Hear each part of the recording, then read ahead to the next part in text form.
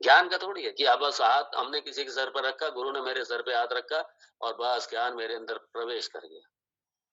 ये पाथ भी चला हुआ है, कई तरीके के पाथ चले। समस्या ये है शास्त्र के बारे में नहीं जानते। अब जो शास्त्र कहते हैं वो इस तरीके की चर्चा नहीं करते कभी।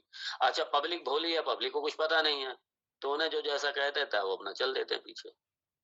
या उनको जो उनके मन में जो बस जाते हैं, उनको जो प्रभावित कर देते हैं, उन्हीं के पीछे चल देते हैं बस वो। यहाँ शास्त्र देखिए क्या कह रहे हैं, वेद क्या कह रहे हैं, भगवान राम क्या कह रहे हैं, कृष्ण क्या कह रहे हैं, हमारे शास्त्र क्या कह रहे हैं, उनके अनुसार चलिए। इसलिए कहा समाश्रय, अच्छी तरीके से चरण शरण लो किसके, ब्रह्म वेत्ता महापुरुष के, जिसके पास ही सद्विद्या है, जिसके पास ही ब्रह्म विद्या है, उनके चरणों में बैठो जाकर के। और किसके लिए? मकान दुकान चलाने के लिए नहीं, इसकी प्राप्ति के लिए नहीं, आत्मलब्ध है। इसलिए सदगुरु के पास जाओ तो ये विद्या मांगो, आत्मलब्ध है ये जैसे जैसे अर्जुन ने कहा था, जैसे लक्ष्मण ने कहा है, जैसे। तो इसीलिए भगवान यहाँ कह रहे हैं कि ये विद्या सीधी सी बात है, बिना शास्त्र गुरु के नहीं है। और सदगुरु से आप ये भी समझ लीजिए कि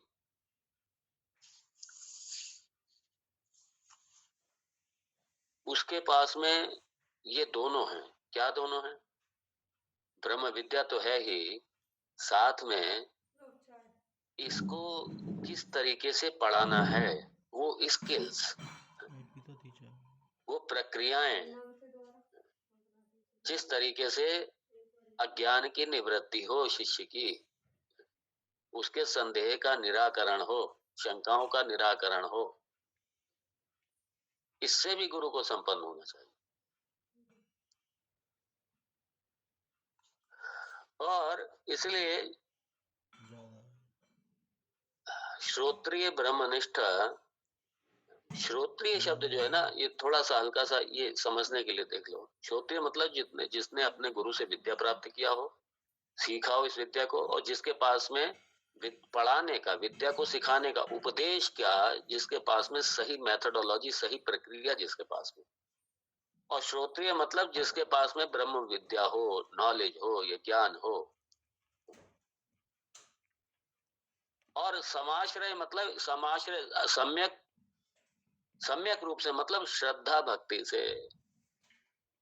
आश्रय तो लो, लेकिन श्रद्धा नहीं है, भक्ति नहीं है उसके प्रति, वो मात्र दिखावा ही है, फिर वो आडंबर है। फिर तो हम अपने आप को ही धोखा दे रहे हैं, हम गुरु को धोखा थोड़ी दे रहे हैं, हम तो अपने आप को धोखा दे रहे हैं। अंदर हमारे न श्रद्धा है, न भक्ति है, और ना हमारे अंदर कोई जिज्ञासा है, ना हमारे अंदर कोई उत्कंठा है। इसलिए इन सबके साथ में, जैसे नारद जी ने समर्पण किया था, नारद जी ने जैसे अपने गुरुदेव सनत कुमार के चरणों में समर्पण किया था, हे भगवान अहम शोचामि शोकम तारयतु भगवान। यही लक्ष्मण जी ने शरणापन्न किया, यही अर्जुन ने किया था। और अब इसके साथ में ये भगवान ने पूरी एक कि आत्म विद्या को कैसे पाएं, दूसरी लाइन में बड़ा स्पष्ट कर दिया।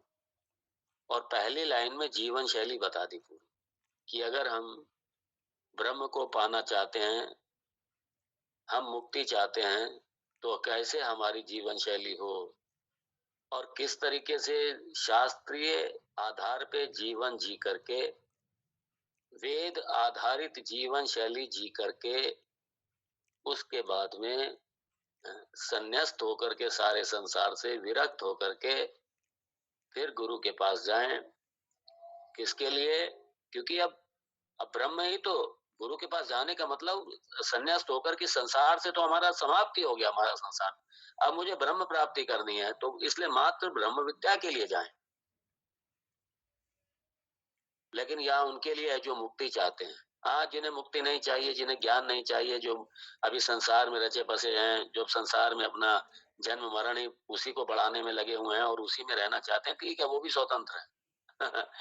उन्हें धन चाहिए, ठीक है भाई, गुरु के अगर अगर समर्थ गुरु है, समर्थ, ये समर्थ तो है गुरु, है ब्रह्मवेत्ता है, समर्थ गुरु है, तो ठीक है भैया, धन के लिए जाओ, धन तो उनसे ठीक है, चरणों में बैठ के प्रार्थना करोगे तो धन भी मिल जाएगा, अर्थ काम धर्म सब मिलेगा, मोक्ष भी मिलेगा, इसलिए गुरु के चरण तो सब देंगे। लेकिन यहाँ चूंकि हम मुक्ति चाहते हैं, संदर्भ संदर्भ विरक्तों का है यहाँ पे, इसीलिए आत्मलब्ध है, इसलिए इसके अलावा हमारा दूसरा कुछ भी टारगेट नहीं होना चाहिए। हाँ, गुरु के चरण में तो जाओगे, वहां तो कुछ भी मिलेगा, वहाँ ठीक है, धन भी मिलेगा। सारे जो चाहोगे भाई मिलेगा, वो तो है, वो तो सर्व इस कामधेनु है, इसलिए सदगुरु जो है कामधेनु की उपमा दी गई है। लेकिन चूंकि यहाँ प्रसंग आत्मविद्या का है, जिज्ञासु का है, सन्यासी का है, मुक्त पुरुष जो मुक्ति चाहते हैं उनका है, इसलिए आत्मलब्ध है ये, गुरु के चरणों में आत्मविद्या सीखने के लिए जाओ।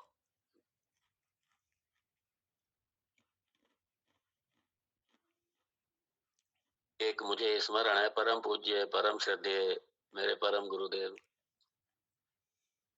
पूज्य चिन्मयानंद जी स्वामी जी महाराज, बड़ी श्रद्धा से स्मरण करूं, वो एक बड़ा सुंदर उदाहरण देते थे कि गुरु गुरु क्यों आवश्यक है।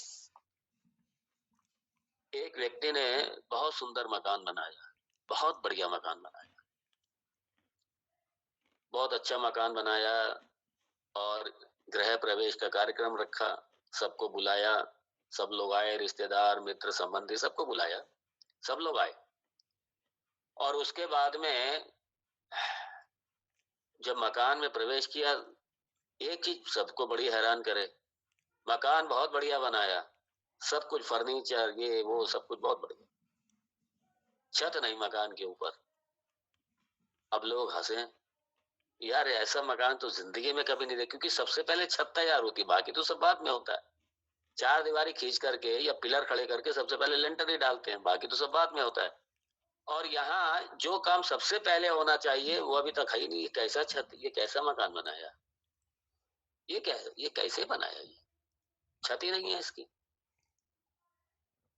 बड़े हैरान लोग सब, ये छत नहीं इसकी बनी, इसकी ये बरसात में क्या करेंगे, धूल मिट्टी से क्या करेंगे, उससे बचाव कैसे करेंगे। अरे कोई अपना काम थोड़ी है, जिनका मकान था बोले अपना काम थोड़ी है ये, उन्हें किसका काम है। वो एक बहुत बड़ा न्यूज़पेपर था, उसकी उन्होंने एक कटिंग संभाल के रखी थी, कटिंग क्या न्यूज़पेपर ही संभाल के रखा था। और वो कहने लगे अपने जिनको सबको बुलाए थे मेहमानों को, बोले आप लोग कोई पढ़ते पढ़ाते तो हो नहीं, आप लोग को पता नहीं कहाँ क्या हो रहा है, कोई जानकारी तो रखते नहीं है आप लोग। तो उसमें उसमें लिखा था, government is putting ceiling on urban property. ये उसका उसमें लिखा हो तो बड़ा बड़ा ऐड था वो, government is putting ceiling on urban properties. कहने लगे देखिए क्या लिखा है, आप लोग पढ़ते नहीं है, मैं क्यों मकान ये छत बनाऊं। सीलिंग मतलब छत भी होता ना, तो सीलिंग के कई अर्थ होते हैं, सीलिंग का मतलब टैक्स भी होता है, सीलिंग का मतलब छत भी होता है। तो उन्होंने सीलिंग का मतलब ले लिया छत से। तो उन्होंने कहा कि अब अपना मकान अगर बना के तैयार कर दो, बहुत जल्दी गवर्नमेंट जो है छत जो है वो गवर्नमेंट बनाएगी, इसलिए छत क्या बनाना अपने आप को, छत तो गवर्नमेंट बनाएगी।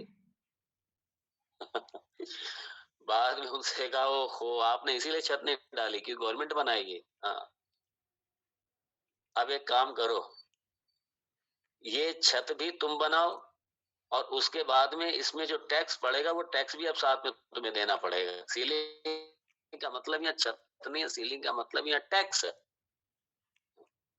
इसलिए कि एक एक शब्द के कई कई अर्थ होते हैं शास्त्र में, और कौन सा अर्थ किस संदर्भ में प्रयोग होगा ये कैसे पता चलेगा अपने आप। इसलिए उन महाराज जी ने छत मकान तो बना लिया, छत बनाए नहीं, क्यों, गवर्नमेंट छत बनाएगी। तो इस तरीके से जो अपने आप स्वाध्याय करने वाले वो इसी तरीके से बहक जाते हैं, अपना कुछ का कुछ निष्कर्ष निकाल लेंगे और फिर वो समझ लेंगे हमने पढ़ा हुआ, हमने ये पढ़ा, हमने वो पढ़ा हुआ है, सब हमने पढ़ा हुआ है। इसलिए हमें जाने की जरूरत नहीं है कहीं भी। हम सब जानते हैं, हमें कहीं जाने की जरूरत नहीं। हम सब जानते हैं, इसलिए हम,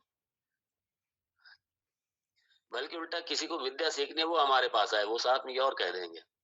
हमें जाने की जरूरत नहीं है, विद्या किसी को सीखनी है वो हमारे पास आए, और जाएंगे कहीं नहीं वो। इसलिए मैंने बहुत से ऐसे लोग देखे हाँ, कि जो ये समझते हैं बस मुझे तो सब आता है, और ये क्या, ये गुरु, ये संत भी बैठ जाते हैं प्रवचन करने, इनसे ज्यादा तो हम जानते हैं, इनसे ज्यादा तो हम पढ़े लिखे हैं। और नहीं जाएंगे कहीं सत्संग में, कहीं मतलब संतों के चरण में नहीं जाएंगे। हाँ, अगर उन्हें प्रवचन के लिए बुलाया जाए तो चले जाएंगे। उपदेश देने चले जाएंगे, लेकिन सुनने कभी नहीं जाएंगे। इसलिए ये एक बड़ी समस्या है। बहुत से लोगों का ये निष्कर्ष है। क्या करना उनके पास जा, किसी के पास क्या करना जाके? मैं खुद एमए पीएचडी, मैंने पीएचडी किया हुआ है। अरे आपने अपने विषय में पीएचडी किया है, ब्रह्म विद्या में थोड़ी पीएचडी किया हुआ है। तो ये बड़ी एक समस्या। इसलिए शास्त्र इसलिए बार बार कहता है जा करके कि समाश्रये तद विद्धि प्रणिपाते न, प्रणिपात हो जाओ, सेवा करो, शुश्रूषा करो, उसके बाद में जब गुरु प्रसन्न होंगे तो ये विद्या देंगे। और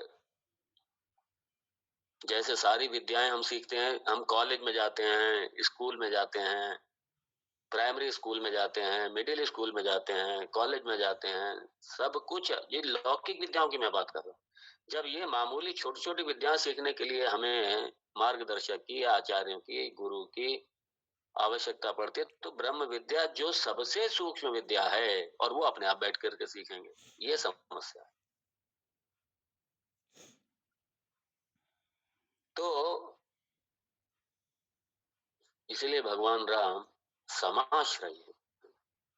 खाली आश्रय भी कह सकते थे भगवान राम, लेकिन भगवान राम संतुष्ट नहीं हुए। क्यों? भगवान राम इसकी महत्ता समझते हैं, क्योंकि वो, उन्होंने भी ये विद्या को अपने गुरुदेव के चरणों में सीखा है, महर्षि वशिष्ठ के चरणों में बैठ करके सीखा है उन्होंने ये। इसलिए महर्षि वशिष्ठ उनके लिए भगवान है, उनके लिए सर्वस्व है उनके लिए। और इसीलिए कह दिया सम आश्रय, अच्छी तरह चरण शरण लेकर के, और यही लक्ष्मण ने किया ये। अगला श्लोक, क्रिया शरीरोद्भव हेतुराद्रता, प्रिया प्रियौतौ भवतः सुरागिणः, धर्मे तरौ तत्र पुनः शरीरकं, पुनः क्रिया चक्रवत् ईर्यते भवः। इस श्लोक में भगवान ने बड़ा स्पष्ट कर दिया कि गुरु के शरण में क्यों जाओ, उसका कारण इस श्लोक में स्पष्ट किया उन्होंने। क्यों जाओ गुरु के शरण? और इसमें स्पष्ट ये किया है भगवान ने कि कर्म से मुक्ति नहीं है। और मैं पहले कह चुका हूं, ये जो उपासना, पूजा, कीर्तन, भजन, बड़े बड़े अनुष्ठान करना, तीर्थ यात्रा, जप, तप, दान, ये सारी जितनी साधनाएं हैं, इन सभी, ये सारी साधनाएं आवश्यक है, ध्यान रखना। ये साधन चतुष्टय संपत्ति प्राप्ति के लिए, भगवत कृपा प्राप्ति के लिए सब आवश्यक है, सब करो। अगर आप भजन गाते हैं गाइए, आप जो भी करते हैं करिए, पूजा मैं तो खुद भी करता हूँ, आप लोग भी करिए, मैं तो ये कहता हूँ। वरना वेदांत एकेडमिक बन करके रह जाएगा। जैसे कॉलेज में हम और विद्या सीखते हैं, ऐसे हम वेदांत भी सीख रहे हैं, बस ये एकेडमिक बन करके रह जाएगा। इसलिए आप जप तप दान यज्ञ, यज्ञ दान तप कर्म नात्याज्यम इति च परे, भगवान कहते हैं 18वें श्लोक। जब तक ये विद्या पूरी तरीके प्राप्त ना हो जाए, जब तक सीख ना ले हम यज्ञ दान तपः कर्म, जब तक हम ये लक्ष्य पूरी तरीके से मेरा निर्धारित ना हो जाए, और उसमें हम जब तक डूब ना जाएं इसकी प्राप्ति के लिए, श्रवण मनन निधिध्यासन, जब तक ये मेरा पूरी तरीके लक्ष्य ना हो जाए, यज्ञ दान तपः कर्म न त्याजम, ये त्याग नहीं करना है इसका। इसलिए सारी साधनाएं करनी है, ये सहायक साधना है, ये ध्यान रखना। ये जितनी साधना, इनसे मुक्ति नहीं है इनसे, लेकिन करना है क्यों?